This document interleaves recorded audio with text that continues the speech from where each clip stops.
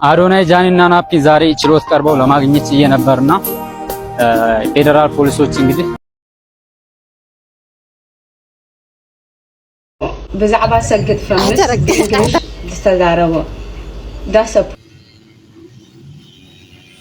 ሰላማት ክብራንና ክብራን ተኸታተልቲ ቻናለይ ቤተሰብ ከመይ ኣለኹም ታነ ሰላም ንጽበሉ ኣለኹ ሰላምኩም ብዝሕዝሕና ትርፍርፍ የለይ ኩራት ኣሕዋቲ ቤተሰብ ለይኩም ከዓ ላይክና ሰብስክራይብ ምግባር ቤተሰብ ኩኑ ምትዋዕኹም ኣይፈለየኒ ናይ ሎማዓንቲ መደበይ ከዓ ከምቲ መእተው ከምረኣኹም ማለት እዩ ብዛዕባ ኣዶናይ ብዛዕባ ሊልና ኣሌክስ ዋዕለይ ከዓ እንታይ ይመስል ነይሩ ብዝብል ኣርእስቲ ሒዘልኩም መፅእ ኣለኹ ጻኒሕትኩም ምሳይኹም ጉዴ ከዓ ሻዕ መጨረሻ ተኸታተሉለይ ያው ከምቲ ትሪእዎ ኣለኹም ናይ ሎማዓንቲ ዋዕለይ ፍልይ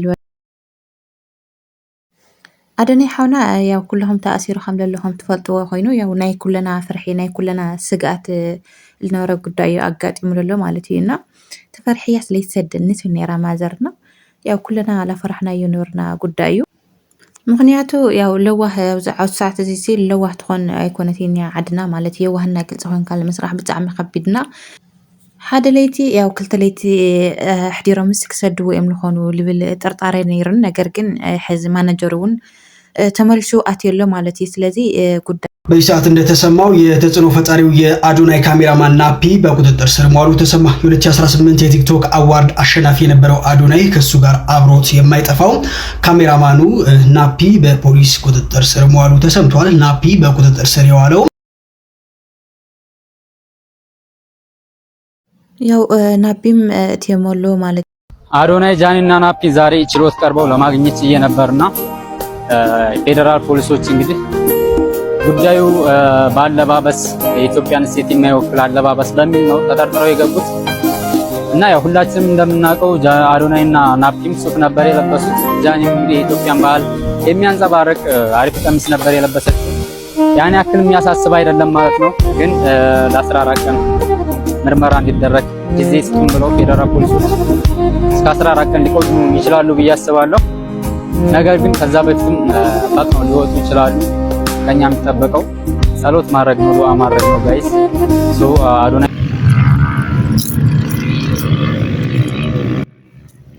ካናዳ ላክል ሓዲካ ዓደይ ሕሽኒ ነፃነት ለሎ ዓደይ ክሰርሕ ኢልካ መፂኻ እሞ ምንም ለይገበርካ ኣብ ዓድኻ እዚ ከጋጥም ተሎ ብጣዕሚ እዩ ከቢድ ብጣዕሚ እዩ ዝሕዘን ምስ ናይ ኩነታት ናይ ዓድና ዘሎ ኣቸጋሪ ነገር ግን ያው ተሰርሕቲ ኮይንካ ፈተና ግድን እየና ያው ጸሎት ምግባር እዩ ያው ትዛዓበ ያው ጸሎት ምግባር እዩ እግዚአብሔር ምስ ይኹን ሜታችን ቅድስት ድንግል ማርያም መስኡ ትኾን ዋሕስ ተቃትኾን ነው ያው ነገር ግን ጸሎት ላገበርናውን ስራሕና ላይ ምርሳዕ ኩሎም ከም ትፈልጥዎ ያው ላሰጋ ከም ዝነበረ ሰግጥ ልብልሲ በቃ ይትረፈኒ ስለዚ ኣይተጠቀሙ ምክንያቱ ኣነ ሰላም የለሊ በሰላም ሰሪሕ ከነብር ለሊ ሰብየና ፈተና ቦዚሕነሎና ብዙ ነገር እዚ ሰግጥ ልብል ከይተጠቀሙ ሰግጥ የሚለው ቃል እንዳትጠቀሙ ብያቸዋለሁ።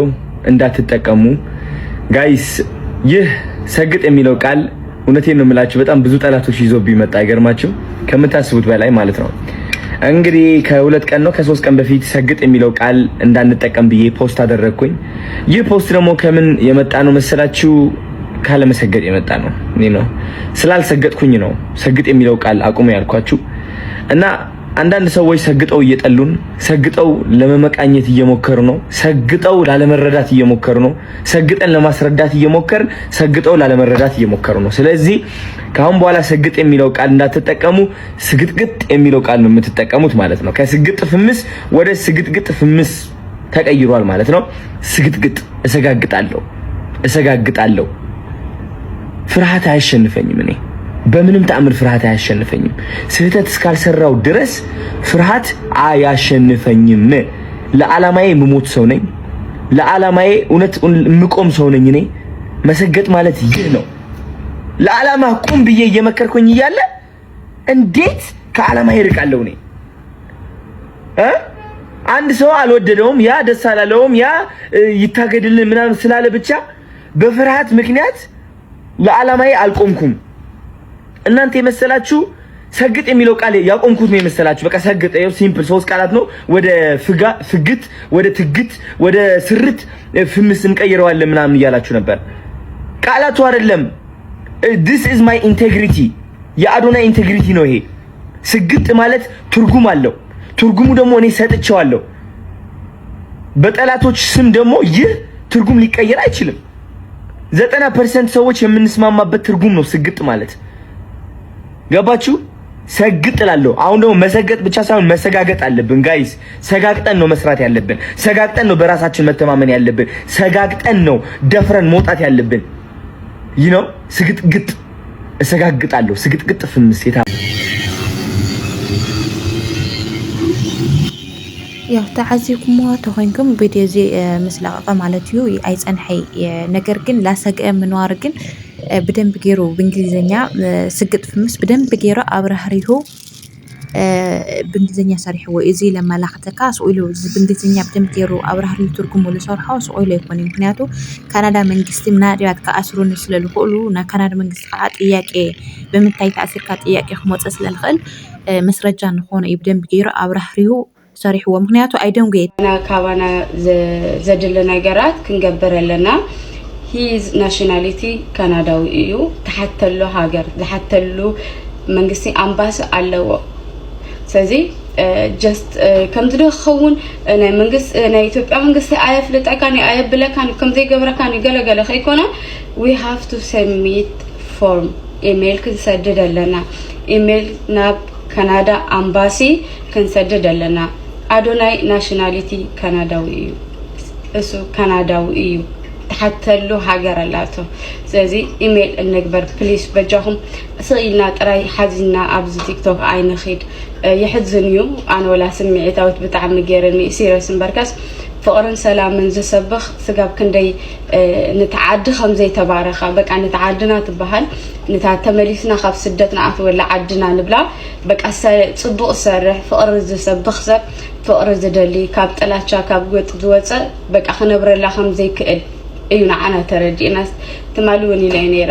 ንኣዶናይ ጥራይ ኮንካ ክትሓስብ ዘለካ ሕድሕድ ስደተኛ ፅባሕ ንዓኻ ኸውም እያ ተመሊሳ ስኻውን ጽቡቕ ደረጃ እንተበፂሕኻ ከጥፍኡኻ ከም ዝኽእሉ ክትፈልጥ ኣለካ። ብቐሊሉ ወእሱ ጽባሕ ንዓኻ ከም ዝኾነ ንውላድካ ከም ዝኾነ ክትፈልጥ ኣለካ። ውላድካ ደስ ዝበሎ ደረጃ ዓብ ደረጃ ምስ በፅሐ ዘሴምቲን ከም ዝኸም ዘጋጥሞ ምኽንያታት እናተገበረ ክእሰር ከም ዝኽእል ተመለሱ። ናይ ኣዶናይ ቪድዮ ስምዕዎ ብዛዕባ ሰግጥ ፈምስ ብእንግሊሽ ዝተዛረቦ ዳስ ፖይንት። ስለዚ ፕሊስ ኣብ ካናዳ ዘለኹም ኣብ ኣሜሪካ ዘለኹም ንዓኹም የዘልመነኩም በጃኹም ኢሜይል ሰሚት ኣምባሲ ናይ ካናዳ ኢሜይል ግበሩ። ቴንክ ዩ ሶ ማች።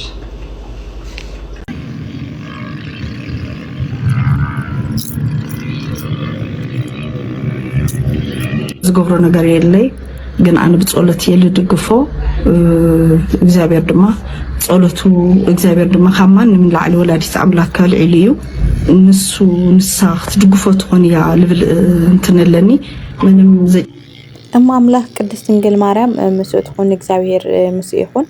ያው ልውህነቱ ርዮ ኣብ ቀረባ መዓልቲ ተፈቲሑ ከዓ ያው ጽቡቕ ንሰምዐሉ ግዜ ይኹን በዓልቲ ምልእ ተስፋ እየ።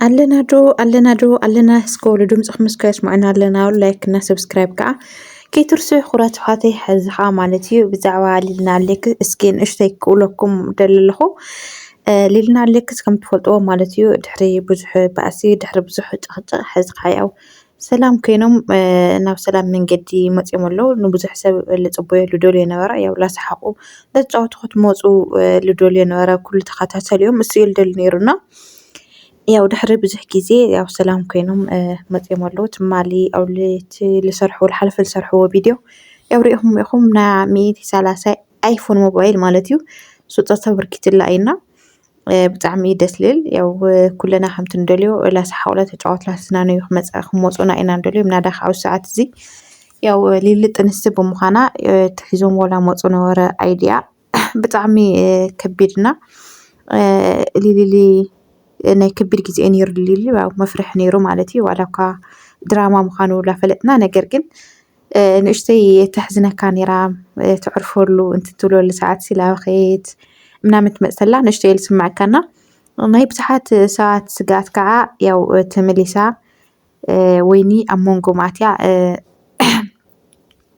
ዝኾነ ነገር ኣብ መንጎ ማለት ፍቅሪ ስለለለዋ ሰብ መንጎም ኣትያ ከይተኣቲ ምናምን ልብል ስጋኣት ኣሎ ግን ድሕሪ ሕዚ ወይኒ ኣብ መንጎም ተኣትየሉ ምክንያት ምንም የለይ ማንም ኣብ መንጎና ኣየኣቲ ተረዳዲእና ክንፈትሖ ክንክእል እኒአና ድሕሪ ሕዚ እውን ኣየንብዐኪ ኣየብኬኪ ድሕሪ ሕዚ ብክያት ዝልበሃል የለይ ኢሉ ያው